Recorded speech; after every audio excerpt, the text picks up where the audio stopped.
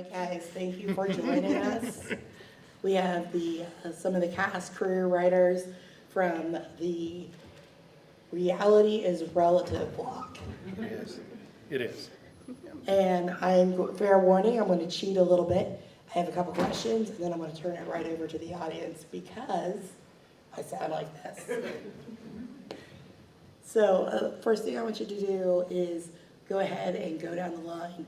Let us know who you are, what film or films you're representing this weekend. I'm Blair Hoyle. I'm Bobby in Bobby.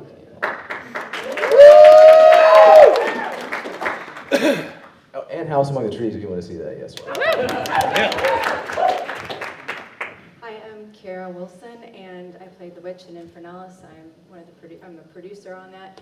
I was also the mother in Remington, and I also played the mother in House Among the Trees. Yeah. Hello, I'm Naomi Wildermuth. I'm the director of Infernalis and was the assistant director on Remington. I'm Chris Gordy. I wrote Infernalis, and I starred in it. And my wife, Susan, and I worked on the period clothing, the costumes, and the location as well. And a lot of the items that you see in there, the historically contexted items. I'm Stephonika W. I wrote, directed Remington, and I also supplied some of the props for Infernalis. I made the cool podium. Yeah, that was a cool podium. Lots of crossover. All right, so Blair, remind me, I know you probably just said, but again, I sound like this. Did you help write? No, I just acted in this one. You just acted Yeah. in this one. All right, so do you happen to know the Yes. story behind the How it all inspiration? came to Yeah, be. Yeah. because that's a fun little Thank one you. with a cute little twist there. Thank you. Yeah, so the writer, director Dave Harlequin, and all the producers, as well as myself, are huge Rod Serling fans. And that was very like Night Gallery inspired, kind of like the dark humor of it. More like I'm a Twilight Zone guy. I love Night Gallery. I'm a Twilight Zone guy, but I like Night Gallery. But yeah, that was definitely an inspiration there for sure. Okay, I'll probably do the same question for both Remington and Infernalis, especially since it does have the historical twists going on, the witchy vibes going on. Whoever wants to take those. You gotta remind me what the question was. Inspiration. Your inspiration. Oh, okay. So the first inspiration from Remington, I don't know if anybody in here has experienced sleep paralysis before, but it's the absolute most terrifying thing that I've ever experienced. And so that's kind of where the man in the hat comes from, because a lot of people report seeing the man in the hat. And I thought, what's behind like these things that you see when you experience these episodes? And then a lot of the set deck and kind of like the atmosphere of it came from the fact that I worked on the Wrong Turn movie, the most recent one, and so I had all these bones and skulls and stuff, and I'm like, I want to do something weird with that. And then we took them. And then we, Yeah, and then we and took then we bought took a some. lot of that. And that's why you network, because you get to share. Right?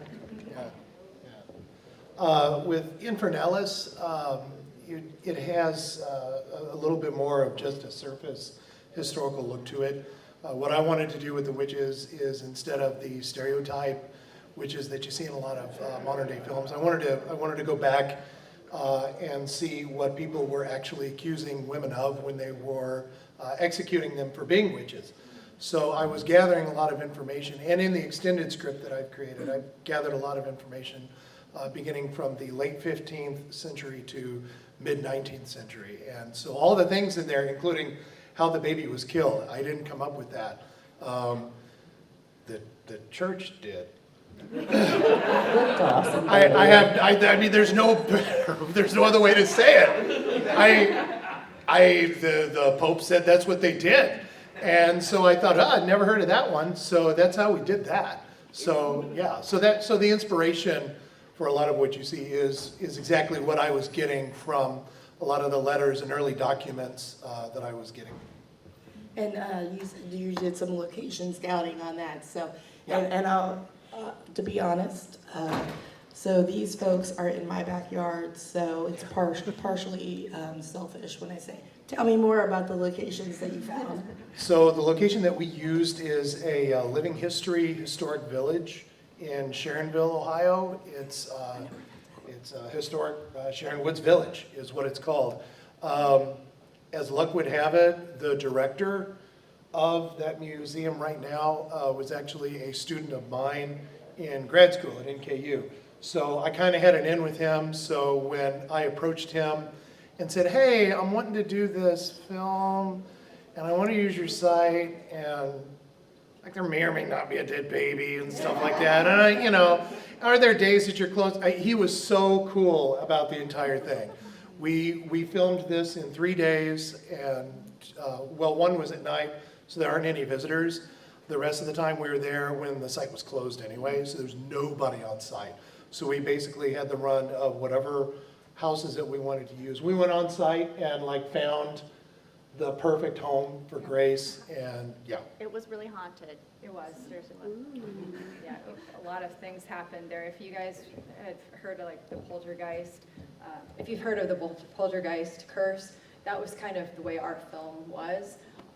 We had technical malfunctions, batteries draining.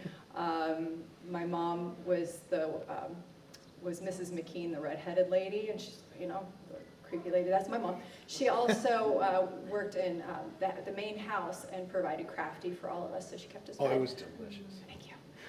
And she was in there by herself, and she said that she heard music and footsteps and like slight talking, and she was the only person in the house, and she's like, damn you for not telling me this place was haunted before I got here. I wouldn't have done this. I said, exactly, that's why. So there were a lot of, and all the houses are notoriously haunted.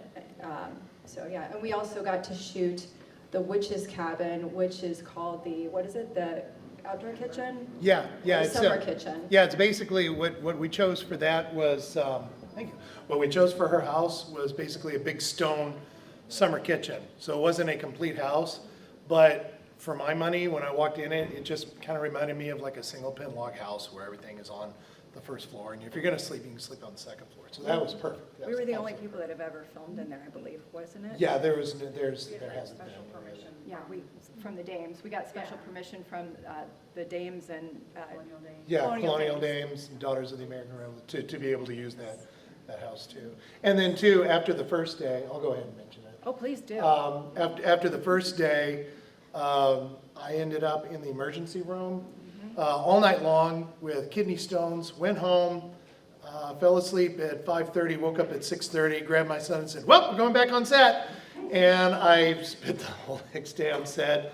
I don't know how many times people would say, how are you doing? And my respect, because they had given me morphine the night before, my thing was always, that's the power of morphine. All right, Stephonika and Blair, if you just want to quickly talk about your set location. Sure. So this is a house. It was a friend of mine owns it, and I've shot on his property. This must be the 5th thing that I've shot there. But usually, this was the first thing that we shot inside the house because I usually do a lot of fantasy stuff. So he's got, you know, kind of like this backwoods and trails and stuff that I usually shoot in. So yeah, it was just like I got the hookup for a great location through a friend that just keeps letting me back. We'll talk later. Yeah. And we just shot on location at Jason Buterin's house in Greensboro, North Carolina. I wish I had a more interesting answer like these guys do. Well, the fun thing is that everybody had like a little woods, houses out in the woods with the woods component. So Some might that say was a fun. house among the trees. Some might. yeah. Some might. Carl. This is a question for Remington. How did you design the Hat Man? Like, I've not seen a creature that's fully black before. Is there something specific? I did cast an African American actor to help with that. And it was also just like, just the way in which we shot it. I wanted to shoot a lot of like in broad daylight. And so kind of just bearing that in mind and, you know, kind of crushing the blacks and stuff and post also helped with that. So yeah, he just wore completely black outfit and, you know. The hat as well, so it looks like a shadow already. Yeah, exactly, yeah. Yes. I love seeing the Ohio representation from your guys' films. I've worked with people in the credits like Jacob Warling, Tyler Mason, Harry Stevens, Derek Worley. Love seeing all their names up there. So great choice in crew and cast guys. Obviously here. Quick two-parter. First question for Blair. Are you a ghost? Are you a zombie? Are you a zombie ghost? Second question for Kira was, what did it feel like having to pretend to eat a baby? Okay, so that's left intentionally vague. My belief is that Robert Lewis, as you see him in the film, is an alien parasite body snatcher type entity. Invasion of the Bobby Snatchers. Oh! Now we gotta make a scene. But yes, intentionally vague, but I believe an alien parasite who knows that he's supposed to be Bobby Lewis, but has no idea what that really entails. You're brilliant, by the way. Question about how did it feel to pretend to eat a baby? Well, Eating a baby? okay, yeah. So So really eating the baby, whatever happened on set. it actually, Yeah. I did kind of eat the baby. I spent a weekend making fake skin out of gelatin on my kitchen countertops. So yeah, it tasted like a fruit roll-up. And so I was chowing on that skin. It was a reborn baby. So yeah. And we covered him in marmalade and strawberry jelly, so he was tasty. A sticky baby. Tasty. All right, so we need to get, whoa, I'm sorry. Just one quick one. I know we need to wrap up and start the next block. She just told me to wrap and she's asking the next question. But I just want to, in case no one else seen it, I love that you gave the baby the little thigh meat roll, like little like baby. I'm like, holy shit, the baby's got a meat roll. I figured you might have used some type of gelatin, but that was so cool. Like, the details, it's the devil in the details. Yeah. If the baby was too smooth, it wouldn't be believable. He had meat rolls and little arms. He also was anatomically fine- correct. Yes. And he had some weight to him. When you're lifting him up and you can see the feet going down, he had that He weight. weighed 5.5 pounds. I have one question. Will you teach me to hunt?